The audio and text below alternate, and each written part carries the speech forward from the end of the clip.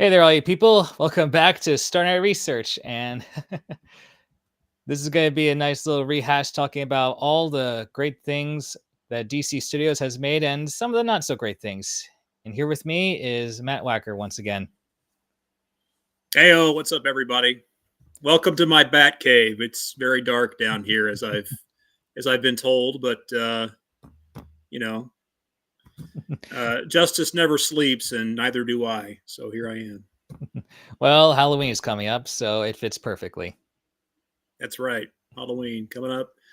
Hoping to maybe slip on the bat suit here again. It's been a while, but I kind of have some ideas floating around in the old noggin for some content. So maybe we'll see. Yeah, because you've done like various cosplays of Batman over the years, mostly with the Jim Lee art style, and I want to say a suit that's based off like the '90s animated series, right?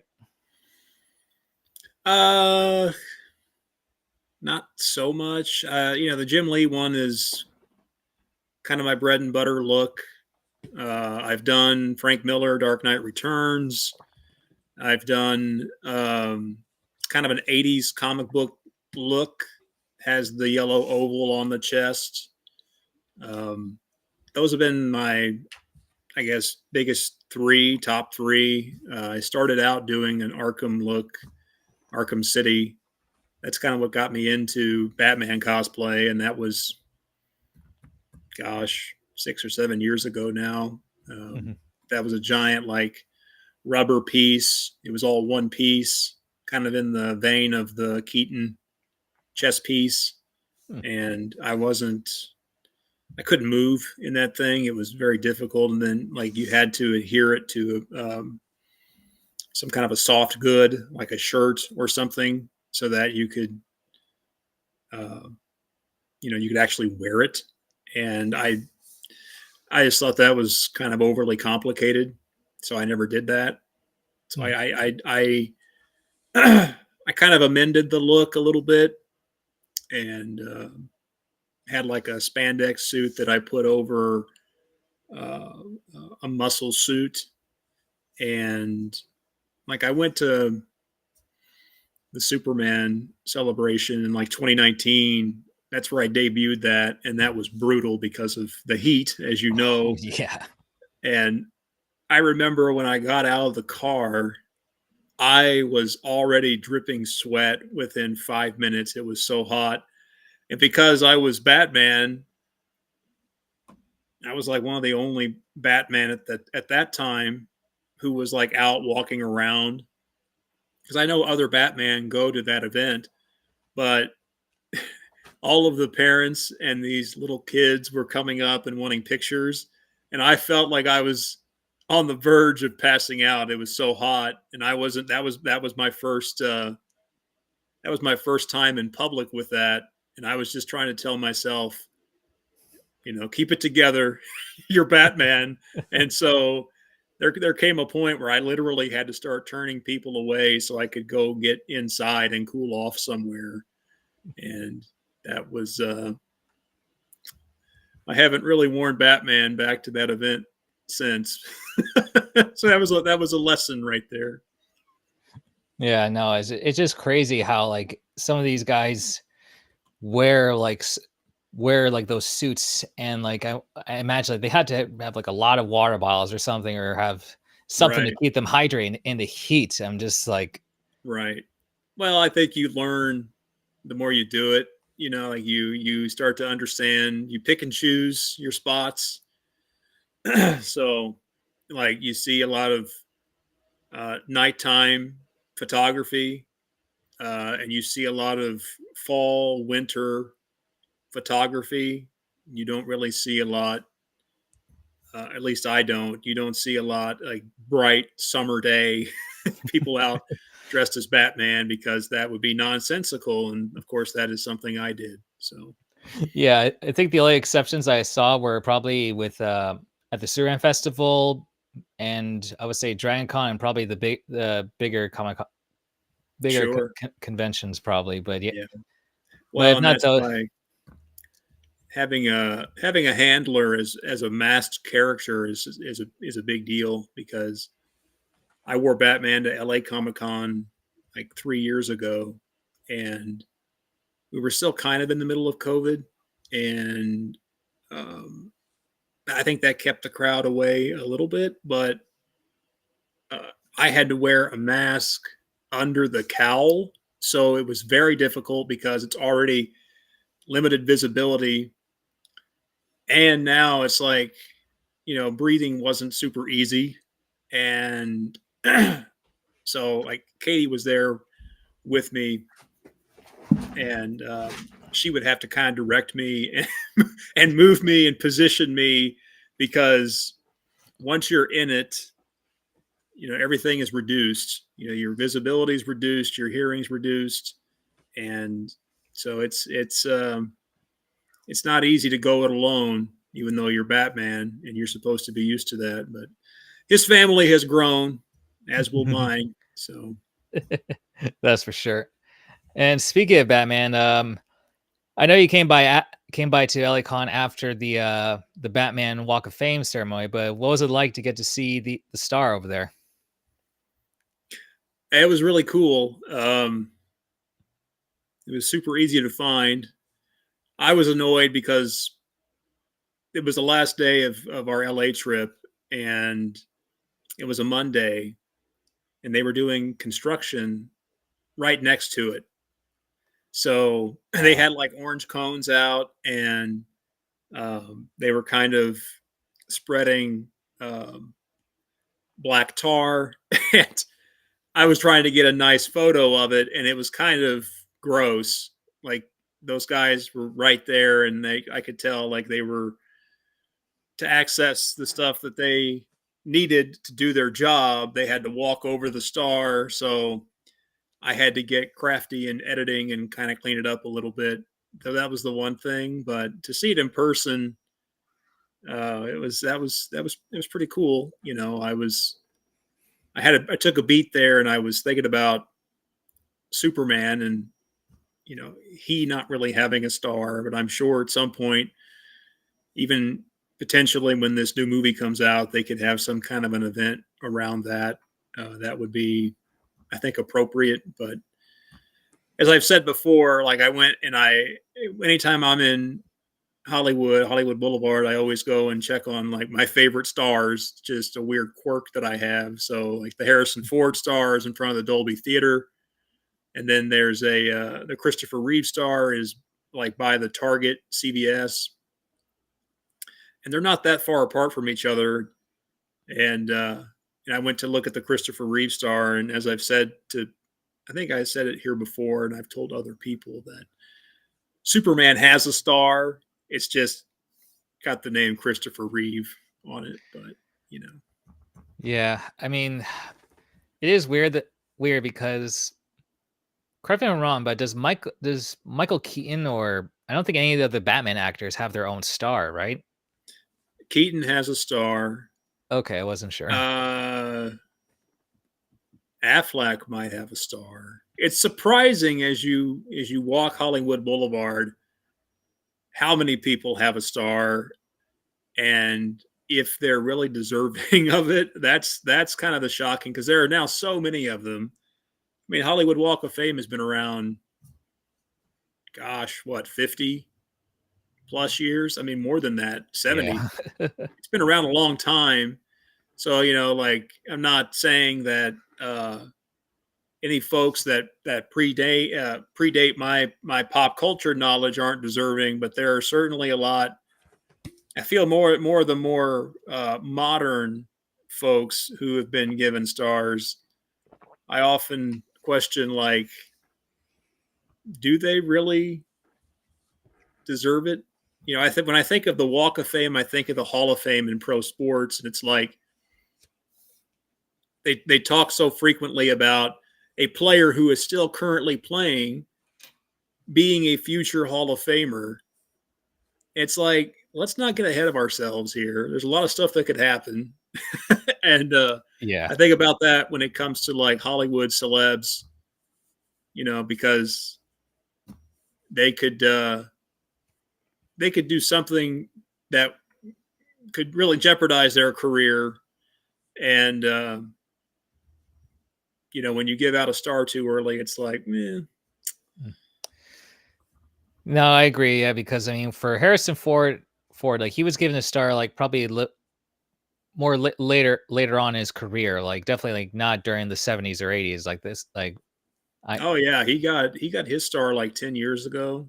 Like it was, it might have been a bit longer than that. I don't know the exact date, but like I always go by the what used to be the called the Chinese theater, and I always right by the sidewalk, right by the Hollywood Boulevard. One of the first hand and footprints you see are his, and that was like 1992. So that was coming off of obviously the Star Wars and Indiana Jones fame. But 92, I mean, that's still all the stuff that he did after that. Still had a very had a lot more in the tank and a lot of successful movies. But um, yeah, I don't know where I'm going with it, but yeah, no, it's just like even though like for Harrison Ford, while he's still active as an actor, like to me, like he's always going to be in like Indiana Jones, Han Solo, because like those are his most like iconic roles, and he's done like a lot of action movies throughout the 80s and 90s. I always remember with his line, "Get off my plane." yeah, that's one of my favorites. Air Force One, get off my plane. There you go. Yeah. Yeah, but what did you think? I guess with the ceremony that they had for with Batman, like I mean, it was cool to see all the producers and I would say most of the voice actors there. Yeah, I mean, I was kind of underwhelmed by it. I think I predicted a lot of what I saw. I knew it would be kind of the Jim Lee show. Um, I was underwhelmed by the people who did show up. There was no like live action representation, and I get like Keaton's a big deal. He's more than just Batman, so I can understand why he maybe wouldn't want to show up. And uh, Affleck, I don't know. I think they might have invited him and he turned it down. So a lot of who you saw there were just voice actors, like the guys who had been, the various voices over the last 10 or 15 years. I Yep. like seeing Diedrich Bader. He's Brave and the Bold, and that's one of my favorite Batmen. I loved what he did. Hmm. So that was cool. And Burt Ward being there was pretty cool. But I didn't know how to feel about Six Flags Batman showing up. I mean, I'm sure that was a huge deal for him, as a performer to get to go and forever now. Anybody who goes to look at those photos, they're going to see that guy dressed as Batman. So like for him, I'm sure that's a really big deal. That's kind of part of his legacy. But I also was, you know, the suit. That's the suit that literally the guy at Six Flags who is Batman. That's like the one that is approved by Warner Brothers, and it's just so dated, really, and it's kind of generic looking.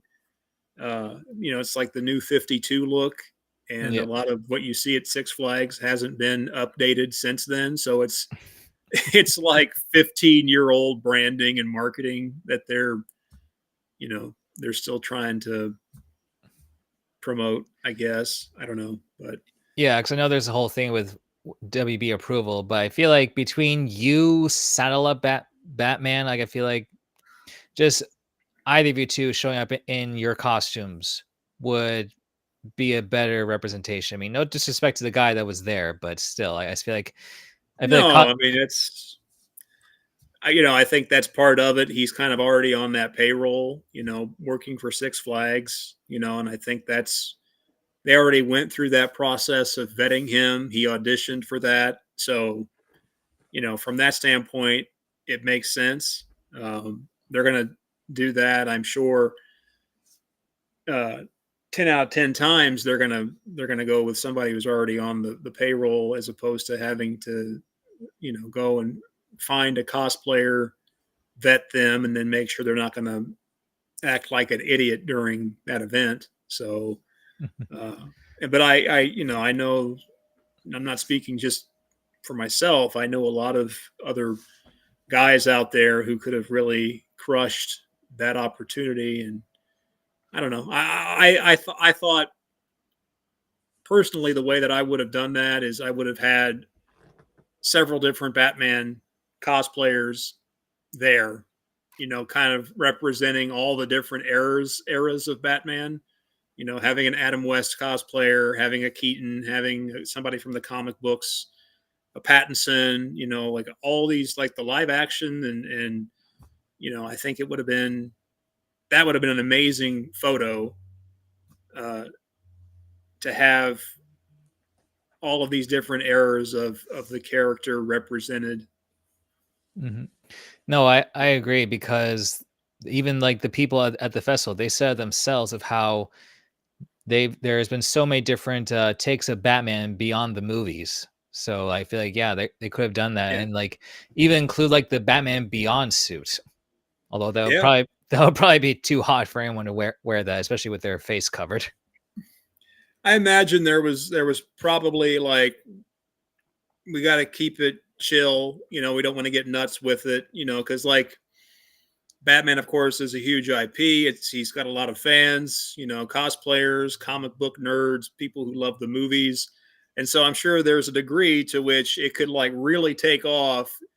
And they were, trying to keep it professional, keep it kind of wrangled in a sense, and that's why they went with the actor that they knew from the parks, as their official Batman for the ceremony. So again, like, I agree. No disrespect to him as a performer.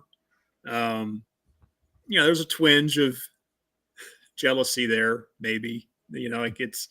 I think all of us would have loved that opportunity as cosplayers, and we would have cheered for our fellow man had it been one of us. But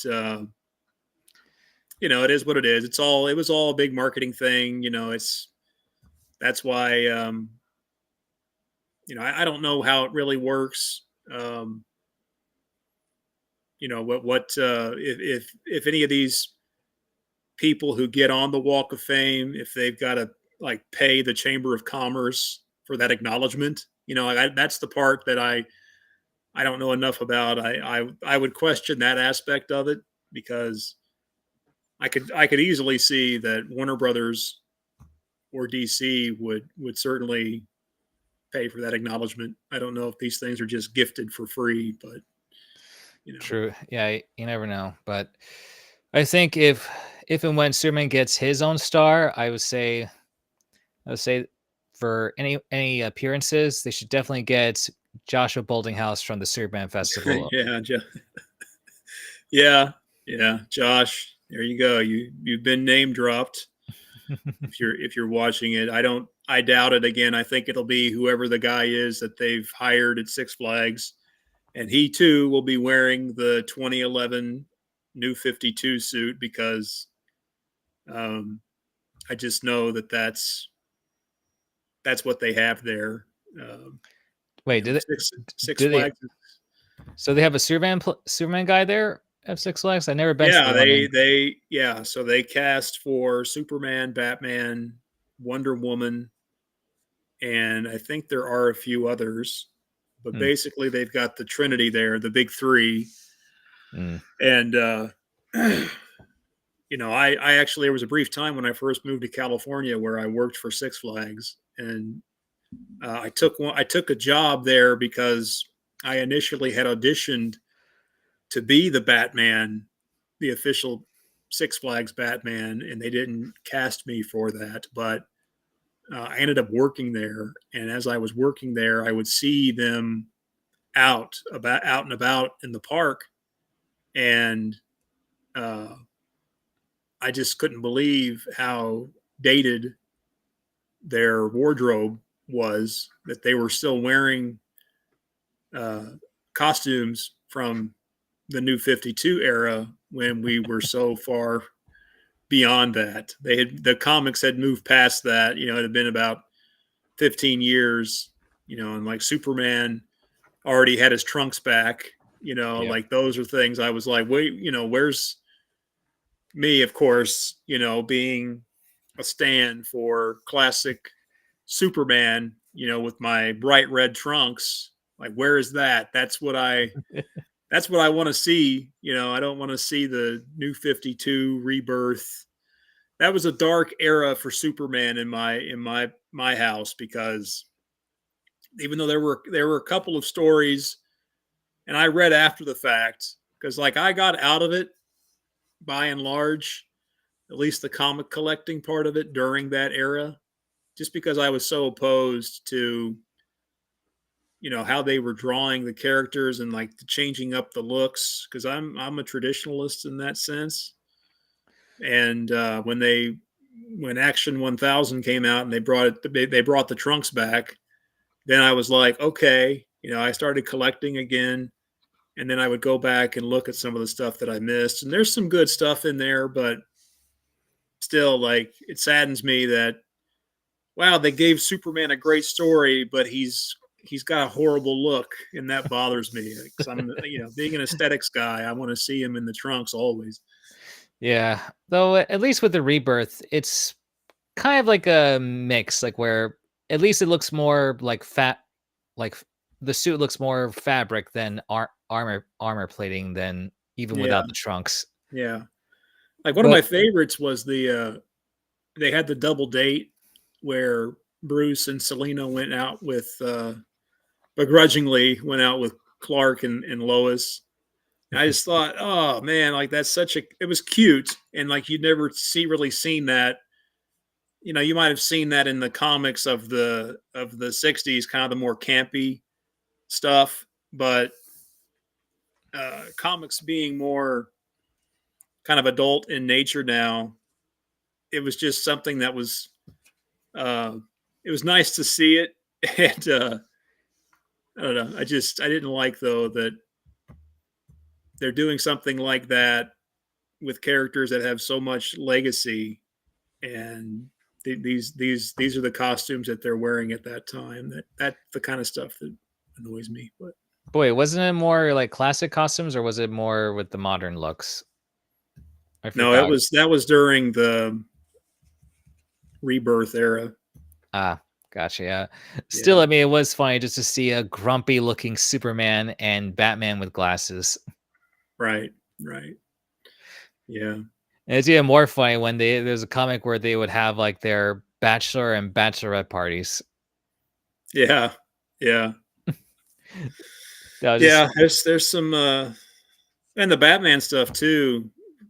That was probably the strongest stuff from that era, New 52 to Rebirth. What those guys wrote, Snyder and Capullo, what they did for Batman. Like that's some grade A stuff. I wasn't too annoyed with his look. I mean, it was really just what they did to Superman. And Jim Lee, what he wanted to do with Superman, and going more with the Kryptonian tech look and less with the suit that my mom made for me. That's and I didn't really. I mean, I'm not a Wonder Woman. I never, like I didn't really care. Like I'm not. I didn't grow up on those comics. I didn't really care that they changed her look. I didn't have that emotional investment. But with Superman, it was always like, I always expect to see the red trunks, and when they took them away, I was like, what the hell, you know?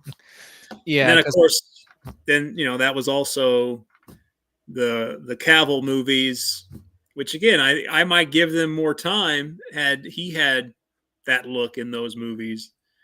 People think I'm crazy because like I will like literally predicate my my like or disdain just based on how the character looks. But that's why they call me a unique bird. No, I gotcha. Because I mean, like with Batman, it makes sense if it's not like not a simple fabric costume. Yeah. Because I mean, as far as yeah, with him having the trunks, yeah, it doesn't matter. Like I Yeah. think it doesn't matter. It could go either way. It makes sense for him to have more armor plating, and I guess for Superman, yeah, because it is a classic. But I can kind of see where they're going with because how could a simple suit made for your mother be able to withstand all kinds of stuff that Superman has to deal with? Yeah, it's true, but to me, the suit is irrelevant. Like he's already impervious to so much, to really everything except kryptonite, and even like him having a new look didn't change that. So, it was just something that they wanted to implement for optics and to see if it would grab hold and become part of you know the public consciousness, I guess, however you want to label that, because clearly it was meant to be a long term thing, and the idea or the fact, I guess, that they went back in 2018, so they gave it 7 years, and in 2018 in the comics they brought back his classic look, which I was thrilled. I'm like, okay, this experiment, this 7 year experiment failed. And finally, we're back now uh I don't think I'm a unicorn here. I think other people who love Superman were very offset by that. And I do think that it brought back a lot of folks like traditional Superman fans. I think they came back and got into comics again when they did that. Yeah, I think I agree with that because like for the recent show Superman and Lois, like for its first episode, like they had Tyler Hoechlin wear like the classic Fleischer suit with the red trunks and and everything. Yeah. Although yes, he does wear a more modern suit without the trunks, but it's more I guess rebirth influence where it's not so much padding, it's just enough just to help like, show a muscular frame so to speak cuz he I would say compared to other actors, he is a little more on the slimmer side. Right. Yeah. His stuff is clearly padded, but I do remember that scene. That's like the only thing I've watched from that show because that was the pilot episode, and I respected the nod. I was glad that they did that, and I think it would have been good had they kind of. It's something we really haven't seen. Like I love with all the current technology that we have, and the way shows are produced now. I'd love to see a Superman show made using today's tech, but set in the late 30s, 40s. I think that'd be really, really neat to see. I think that like having the early days of Superman, which they're doing so much of with Batman. Like the Batman was kind of a year one story. Um, Yeah, and even with I the animated series Cape Crusader, how it's a very neo 1930s, 1940s era, so to speak. right. Like I don't know. Maybe the new Superman movie that's what that's going to be. Is kind of his early beginnings of. And I guess this the one on Max, the Adventures of Superman. I guess that's supposed to be more of a. But I'm talking about wanting a show that's if we're talking about like CW style quality production value, seeing something that's has that late 30s 40s aesthetic, like the cars, the way people dress, it's kind of just Mhm. rustic in a sense. I'd like to see that. That I think that would be kind of a new and interesting nostalgic take on Superman, and who knows, maybe that's what this new movie it does. I'm not getting that vibe when I see like the leaked, like the behind the scenes stuff. I'm not necessarily getting a sense that that's what it's going to be, but I do think it's going to be a period piece, maybe set kind of in the ambiguous 60s, 70s almost, but who knows? Yeah, true. Because I mean, even to now, we have no idea exactly what this story is. Right. Yeah, they just dropped the photo. Gunn dropped the photo today of Crypto, the back of Crypto with Superman, and people are loving that. And yeah, it'll be. I don't know how it'll be interesting how they use the dog in the story. If he's going to be an actual plot mover or if he's just going to be dropped in as a cameo or whatever. But yeah, Yeah, it's. yeah. We'll I see. think it might be kind of a kitchen sink movie. Honestly, I worry that what I've seen with having Guy Gardner and Hawk Girl, like kind of the JSA, and now Crypto, that like I worry about him really having the main focus here, and it becoming like all these bit players stealing the show in a sense, taking it away from Superman. Like that's kind of a concern that I have right now. But Yeah, no, I hear you. I always wondered like if there's too many characters with this, I think, I think they're just trying to establish some kind of, I guess, like how there's a big DC world, I guess, and right. so we'll see. I mean, though I don't think it's a JSA kind of group. I think it's something with Maxwell Lord, just because of how Oh yeah. the three of them are wearing like the same outfits. I forgot, like if I think Lord will have like his own team, so to speak, ergo with the color, same color coded outfits. Right. Right. Yeah. Yeah. Mm-hmm. Yes, but yeah, because even though I am happy to see like some of the stuff that Gunn is showing, I am a little bit mixed with how with what is going to be, because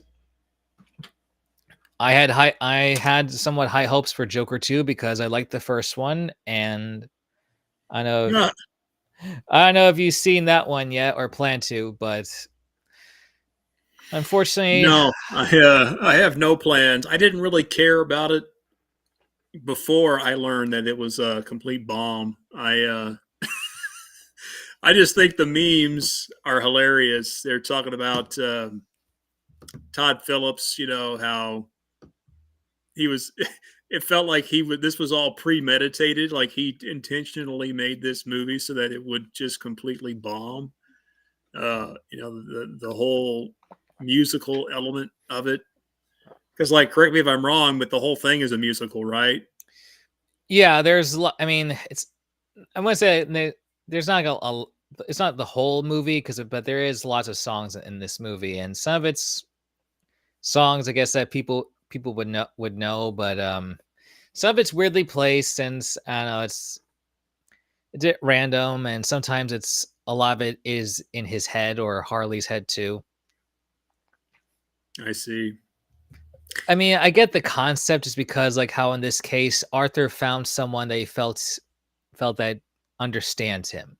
So, and usually like in movies when your heart is all aflutter, you just feel like singing.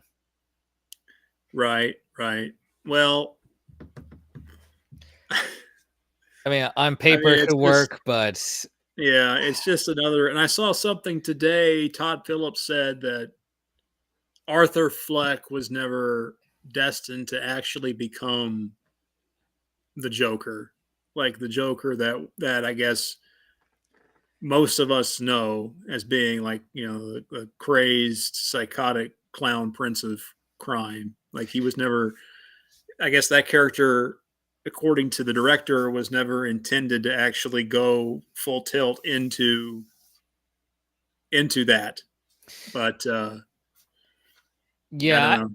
I had that feeling from the first movie, because for one, like Bruce Wayne was like just a kid, so Arthur would be too old by the time Batman would roll around if he was still going to be Joker. That's why I feel like these movies were, I think, was to help create like the identity that, you know, his I guess his the Joker's essence, so to speak, or trying to find the right word because it's I guess just because of how like the Joker that we're used to, his past is more or less a mystery. I guess with this Hmm. movie we get to see like, you know, what would inspire someone to become the clown prince of crime. Yeah. I don't know. I just you got to love the bait and switch. It's just like Warner Brothers. What are you doing? This is like the. This is why it is just infuriating, you know. And I can't respect anything that they're doing over there. I can't give them that investment because as soon as I do, they just find a way to break your heart. Like now, you know, people are talking about how great the Batman was and can't wait for the Batman 2, part 2. And like the Penguin show is great, but then there's got to be that voice in the back of your mind. It's like, what could they do here, you know, in this universe, this Reeves universe, that could do a complete 180 and a complete fake out on your audience. And the Batman 2 ends up being something that no one expects. And, you know, for the sake of art, they're going to try it anyway. And it's going to end up, again, they're going to end up with egg on their face. They're going to piss off their entire audience and they're going to, you know, make a complete dud of a movie that people aren't going to see. Like, it is shocking how word of mouth, things that people are seeing about the Joker online, and they had the worst second week drop off in box office sales. Like it went down 83% from week one, and it was already abysmal on the opening weekend. And it's like, you know, that's why I'm so cautionary about watching these movies, watching the new Superman. Like, I want it to be good. Trust me. Like, I hope that it is. I feel like they've cast the right guy to be Superman. But then there's that part of me. It's like, well, it is coming from this studio. And even if it's good, they're going to find a way to mess it up before, you know, or after the sequel is greenlit. I just, I don't know. You know, Yeah, that, no, I hear you, but I mean that's what's funny is that Todd Phillips wanted to make sure that this was not a DC Studios film. As far as like, I think he yeah, didn't want any involvement with Gunn or right. Stefan. Saffron. Yeah. Yeah, Mm-hmm. Saffron. I couldn't remember the other guy's last name, but yeah, yeah. Some of the scenes were pretty cool because, like, I would say, like, for the only saving grace I would say for this film is Joaquin Phoenix's performance as Arthur. Like, Oh, yeah. but Well, but that's about it. I mean, because as far as for Lady Gaga as Harley, I mean, yeah, it's not the same. It's like because they no offense, I get what they're trying to go for with a more grounded Harley, but to me, it's just Margot Robbie is the best live action Harley Quinn. yeah. I mean, it's, you know, of course, Joaquin is going to give it his all. He's a great actor. You know, like he really puts, he fills the shoes of, you know, really all the characters that he plays. And this is no different. Um, I think he took the material he was given and he did his best job.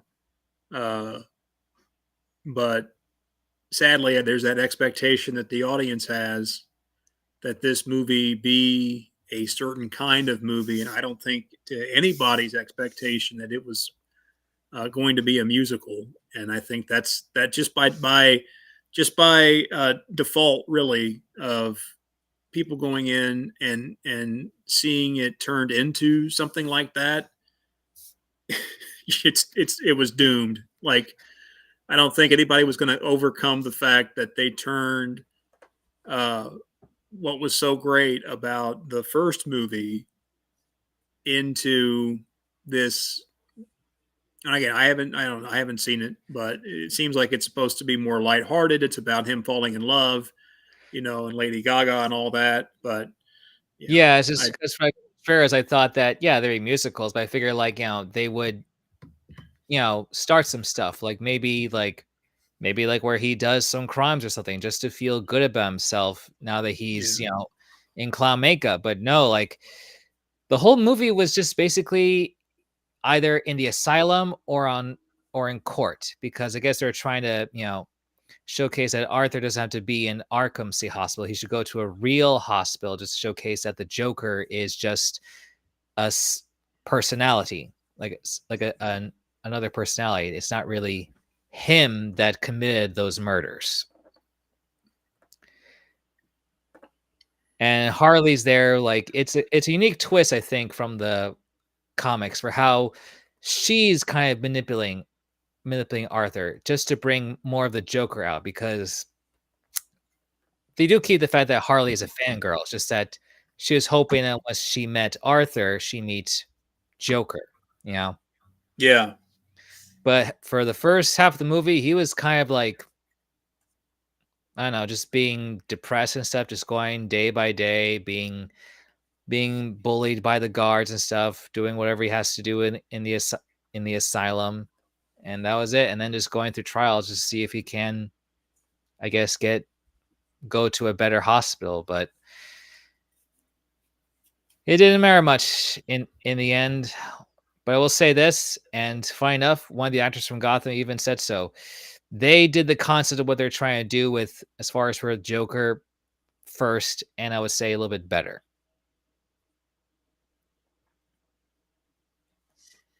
yeah. I can't really speak to it. I didn't watch Gotham during its run, but Yeah, it's just I because believe there's it. yeah, it's just because there was a scene when this kid Jerome Velasquez, he was causing all kinds of chaos in Gotham. He was just a kid. He got killed in the show, but the thing is though, he already made such an impact on the audience that after his death, you see people just like some people laughing at some of the police footage that was being showed on TV of his antics and stuff. And it grew to where like there was another gang worshiping the guy just to showcase that the Joker is out there being influenced by Jerome. Hmm.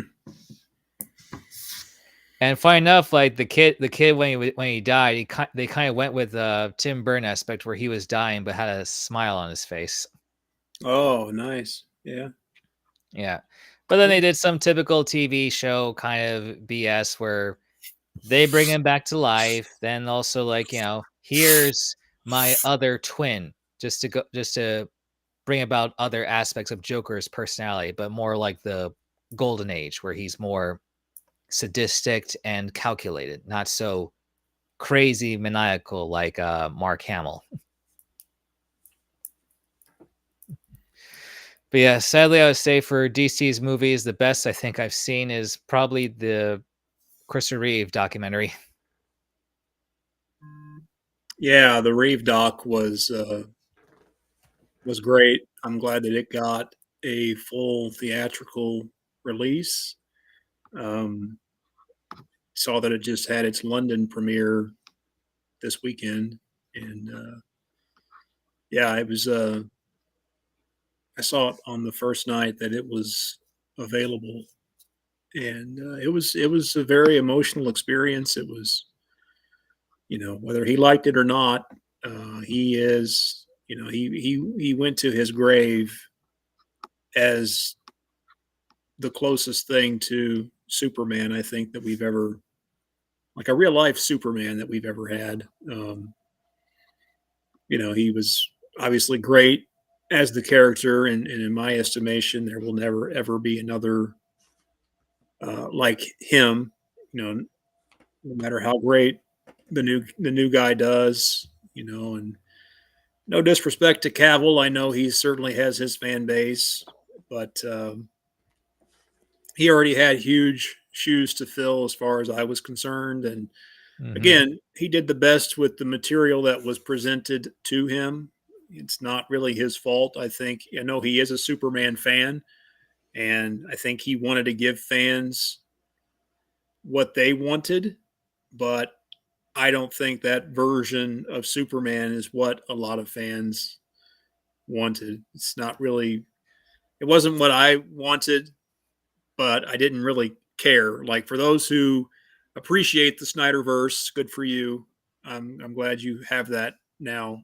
To me, I don't care about it because as far as Superman goes, and really Batman, I guess for that matter, I'd already gotten better cinematic versions of those two. And, anytime that I feel the desire to watch Superman or watch Batman, I'm going to watch Reeve and Keaton. But, you know, Yeah, no, I agree with you. For me, like, I mean, I do like some aspects of those two actors with Affleck and Cavill. I've because I do feel like under different directions we could have had something, and especially when with Ben Affleck, how he was trying to have his own take on doing a Batman film before we got Matt Reeves' version. yeah. Because I feel like the sub, it would have been interesting just to see a Batman versus Deathstroke fight to see like, oh boy, what did Batman do to get on Deathstroke's radar? Well, yeah, I do think. Um, I think Affleck was honestly the strongest part of the Snyder verse. I remember way back when he was first announced as being the new Batman. Much like everyone else, I was like, why, who, what? Like it's just all of the questions. But then as I thought about it, I'm like, I think he's got the potential to be the best part of this thing. And I think over time that's been proven accurate. And I do wish that we could have seen that standalone movie. I would have, because for all intents and purposes, like it sounded great on paper, and Joe Manganiello and all of that. Like I think, especially with Snyder's penchant for a dark aesthetic, like the way that Snyder makes films lends itself to the Batman universe. And I think that would have been a great movie. Honestly, I think it could have been really good because, like, the one action sequence where he's in the warehouse to save Martha is Yep. probably my favorite part of any of that stuff. Like, that was so Batman like. And I would have loved the standalone movie, but instead they opted to go the Pattinson route, which it's a great noir, it's a great detective story, it's very, very, very Batman like in that vein. But again, the aesthetics of it, you know, I like these characters to look larger than life. I don't want my Batman eating berries out of a bowl and looking like Robert Pattinson, looking very frail and having a weird bat suit. Like to me, it's like this is not my Batman. And again, that kind of takes me out of that immersion, of being in Gotham. And I don't know, but it's interesting because speaking of that, I've been watching the Penguin, and it's great. It is a great show. And I'm almost sad that like we didn't get this show as a precursor to the Batman movie. I understand that they put out the Batman so that some of the events in the Penguin were understood and made more sense.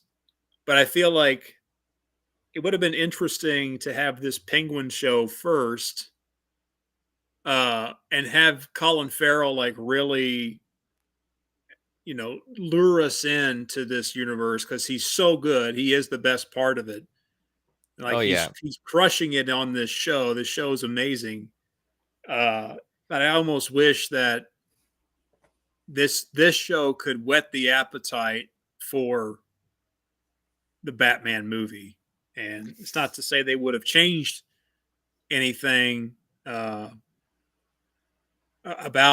that Batman movie, but maybe depending on the success of this show, they might have gone back and reconsidered some things about, who should really play Batman and all of that. Who knows? But Yeah, because now there's talks about like, just making Pattinson the main Batman for James Gunn. Yeah, I pray that that's not the case because that's I I don't I can't see it right. Like I don't in my mind's eye. Like I can't see how what they're doing and how they've the way they've made Corn Sweat look and his look, Pattinson's look. Like I just don't see those two coming together. There's not a lot of symbiosis between the two. And again, this is speaking aesthetically. Hmm. There's not a lot of symbiosis there I see between those two, and I don't know if that's. I don't think that's the right decision, but it's not my decision to make. And again, ultimately, Warner Brothers will make that decision. And Yeah. But you're right though, yeah, because like for Penguin, yeah, because with the Batman movie, I guess like you, I was like I did liked it, but I don't. But Penguin, I think was one of the best things because I liked the look of it. I liked how he was just a typical gangster. It just like visually, it took me back to the Arkham franchise for how he looked, minus the glass eye shoved in his face. yeah, I've there's been a lot lately. Like it's funny how the success of something can make something else like adapt or change. Like I think you see it a lot. If a movie is good or a show is good, the comics will start to take form. Like I'm starting to see a lot of like his look in the comics being kind of based on Colin Farrell, and I think that's justified um, because he really has done a phenomenal job.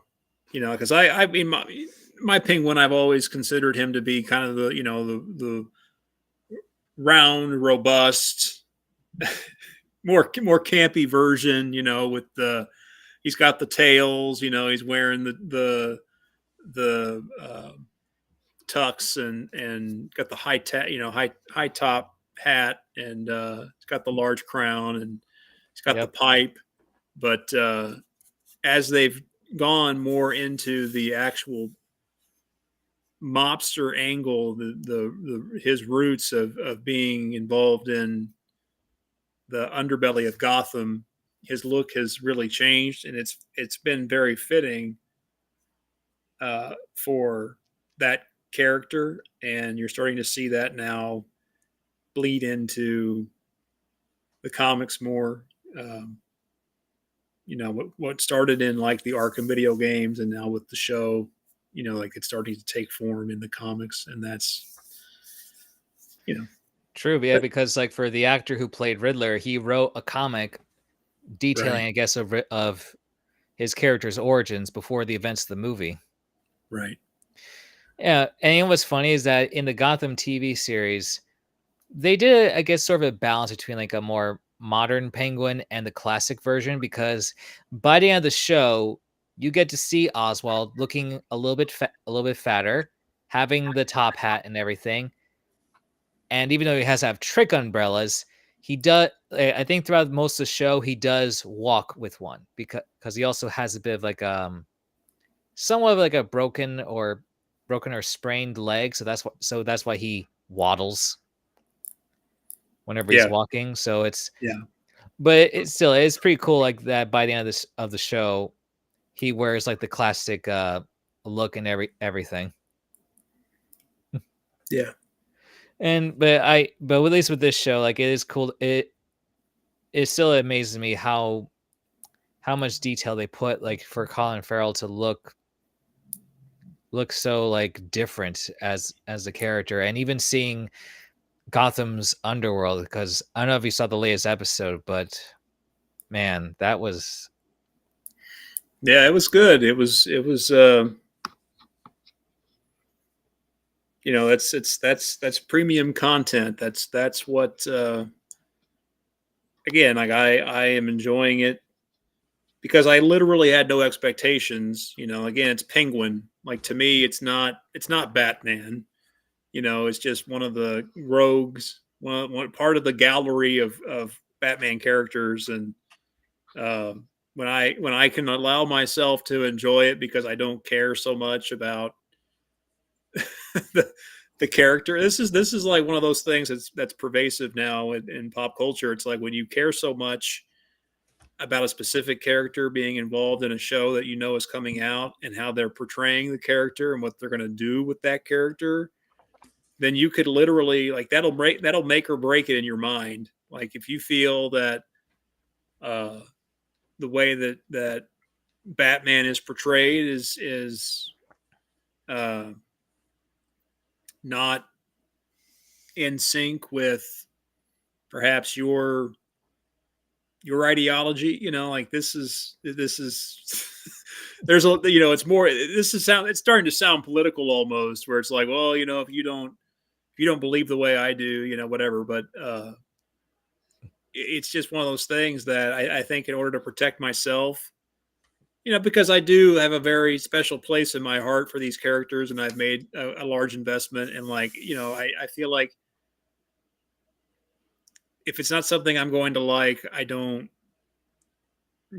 don't want to go down that rabbit hole, because there's enough content, certainly over 85 years, that exists, that I can go back and enjoy that, because I already know what I'm getting. Mhm. Because there is a lot, obviously, that's going on, especially with today's culture of uh, you know changing characters, or doing the whole multiverse thing. Yep. It's just it gets really exhausting. So Yeah, because I do miss the days when there wasn't so much superhero content every year. yeah, But it yeah, is funny. It's funny because I will say that when it comes to introducing characters to have their own show or movie, it is market wise a smart move to have them placed in some other movie or show, like, because Colin Farrell's Penguin was one of the best parts of the movie. So they're like, yeah, of course we're going to. So yeah, we'll give him a show because through him we get to see more of Gotham's criminal underworld, get to showcase more characters like the Falcones, the Maronis, and same right. like same like for Wonder Woman and Black Panther. They were both introduced in other movies, and because of how cool they looked and how their characters were in those movies, once they got their own movies, they they got so much attention, especially for with Black Panther. Yeah, well, like, as I have said to people, like, I think the fatigue is real. Um, It is. there's oversaturation of the comic book genre, uh, but at the same time, it's not. We're not stopping. Like, we can sit there and we can complain about, oh, why it's just one after another. It's hard to keep up, and yet, like, I think the glass half full look at that would be, there was a time where there was none of this.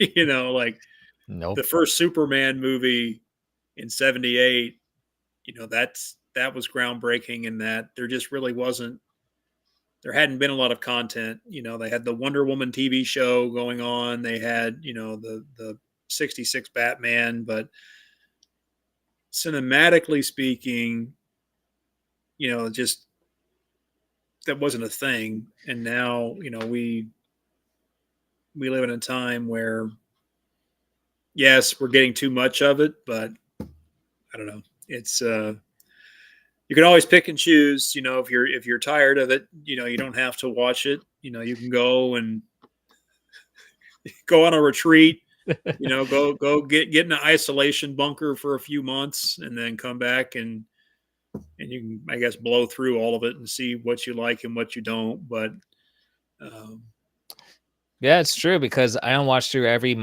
Marvel show just because it's just feels like it's a lot of work just to try to keep in track of like Oh, what's it is. happening for with the Marvel phases. That's why like this year the only thing from Marvel I pay attention to was the X-Men 97 just because I liked some of the episodes growing up. Loved the crossovers with the Spider-Man show at the time. So it was like, yeah, let's see something else. And the story was simple. Yeah, I mean, I don't know who thought that we needed an Agatha show, but we have one, right? Like that's what there's no. We've reached now the point in time where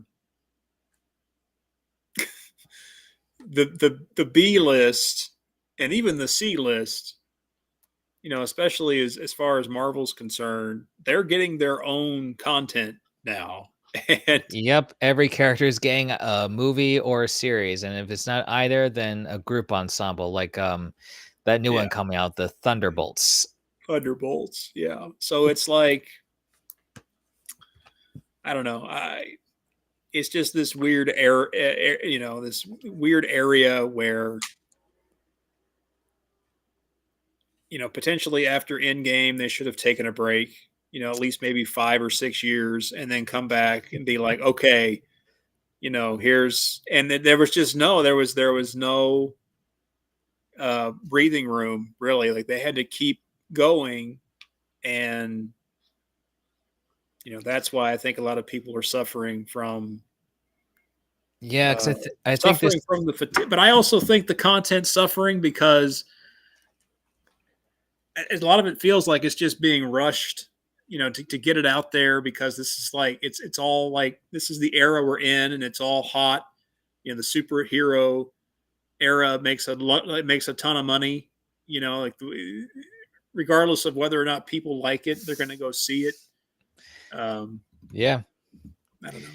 yeah, no, I agree because like I didn't care much to see the Marvels, but I did anyway because I was with some friends and I actually did enjoy it. And because like I mean it's not groundbreaking, but it's hilarious, and I feel like I wanted some funny space stuff because as much as I enjoyed Guardians 3, there was enough humor compared to the previous two. So I felt like the Marvels made up for that, even though the story is kind of hearsay. But my favorite part is mostly with the young Miss Marvel and her family, which actually got me to be interested to see her show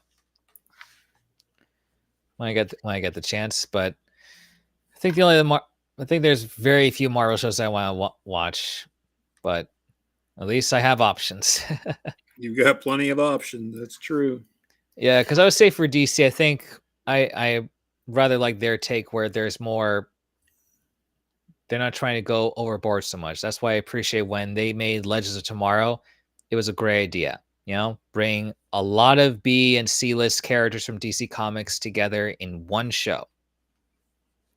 So that way, some of their character arcs they be finished within a season, and then we see other characters' arcs or bring in new characters because the previous ones they either be written off or died. Yeah. Because like it was perfect. Like for the Hawks, their story is wrapped up after season 1, and since then we never see them again. So let's pivot here. I want to ask you, you're going to New York Comic Con. So tell me about what you're excited to see at New York Comic Con this weekend. Well, I'm not sure yet because this is my first time going there, so I'm not sure what's going to be available for Sunday. I mean, as much as I'd like to, I'm probably not going to do any like celebrity photo ops because I can imagine the prices over there will be a lot. Yeah. So Yeah. I think what I'm looking forward to is just getting to meet some of the cosplayers there, like because I know I'm going to see Mike Burns over there. Nice. Yeah, he's a good new recent friend who is one of the best that's done Superman cosplays, and I get to see like I think one or two Batman cosplayers. One of them is Saddle Up. I mean, he's done like a lot of various suits, including Batman Beyond. Yeah. Cool. But I'm hoping to see, I guess, for if there's any new trailers or any new information for what's coming out for what's left for this year or maybe next year? Because I'm hoping through this Comic-Con we might get like, I don't know, some kind of teaser trailer, or at least this year we should get something for the new Superman movie. Yeah, I know that I saw DC's post today. I think James Gunn is going to be there. Jim Lee has a panel there every year, Jim Lee and Friends, and he usually goes over like what's going to be happening in the comics, like usually for the coming year, so like 2025, he'll like reveal some things for DC publications. And then James Gunn, I think, is going to be there because there is a panel on Creature Commandos, which is, I guess, going to be coming out next year soon. But Well, actually, no, this December, I believe. Yeah. yeah, so I think he's going to be there to talk about that. And there might be, if he's in the house, there might be, I'm sure, questions and discussion about Superman. And hopefully, I read somewhere that first trailer might be during the Super Bowl, February next year. So, um, That actually could work because technically I think the first official Flash trailer was on the Super Bowl too, but I would say for Superman that'd be more fitting, and not just because of the word super.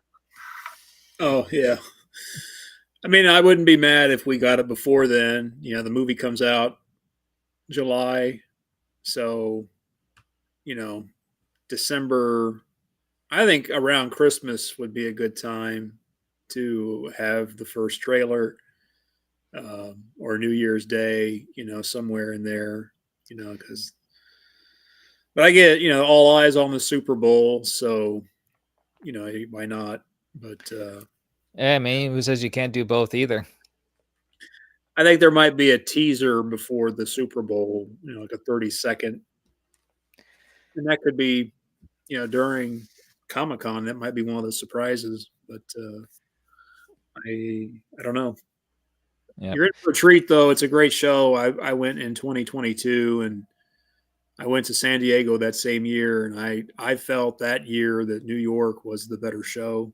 Um, and that might have been just because there were less people there. I don't, it was pretty. It was. I couldn't believe going to LA Comic Con. That was one of the more cosplay friendly shows, but it was sprawling. Like Saturday was. You couldn't get around. It was so packed. Like I'm pretty sure whatever the occupancy limit was, it was far exceeded. But yeah, I think New York was a fun show. If you see any guys dressed as Indiana Jones, I likely know all of them, so you'll have to say hello for me to them. Uh, and I You got know Mike. I know Mike Burns. I've never met the Saddle Up guy, but I know he's got some pretty impressive stuff online. And it's one of the big ones. That one in San Diego and Dragon Con. Those are all, pretty big for cosplayers and collectors, and so yeah, you're in for a treat. Yeah, because I think what I like about with these conventions is it's just a chance to take pictures and be able to create my own edits. Yeah, you'll get tons of opportunity there. Usually, all these big shows they have giant lobby areas, and most cosplay people just hang out there because that's where all the photographers are, and a lot of them they just pay the admission to go and stand in one place for 3 days in different costumes, and they just wait for people to come by and take their picture. I like to move. I like to go and get the full experience and walk around the show floor until my feet are bloody stumps. But that's to me that's part of it. That's what LA did this weird thing where they had their main stage right in the middle of the exhibit floor. So the big thing this year was the Back to the Future reunion, and So they had Michael J. Fox, Christopher Lloyd, Leah Thompson, uh, Mm. Thomas Wilson. They're all there, and you can see them as you're walking around. But when you get closer to that stage, there are so many people. Like it just creates a bottleneck. It gets so clogged because people are standing around and it's pouring out into the vendor floor, the exhibit floor, and then you can't move. It's like I don't know who this is like a fire hazard. I don't know who thought this would be a good thing to do because now it's like you can't maneuver here. It gets so many people, but I don't know. I guess that was just a way that more people could see the panel. Or at least you could at least hear it, I guess, if you were in the main exhibit hall. You didn't have to go to a separate room in the convention center to go and watch it. But that was not for the faint of heart. If you're claustrophobic, that was not a good place to be. But Oh god, yeah. I mean, it's amazing how there's still so many. It's amazing how there's still so many fans of the big franchises like Back to the Future and such. And even when I saw those pictures of you and all those other indie cosplayers, that's why I always comments like the indie verse. yeah, I well, one of my close friends, he was going because of the Back to the Future stuff. He paid for the photo op with the cast, and it was the whole show was very heavily like all the vendors.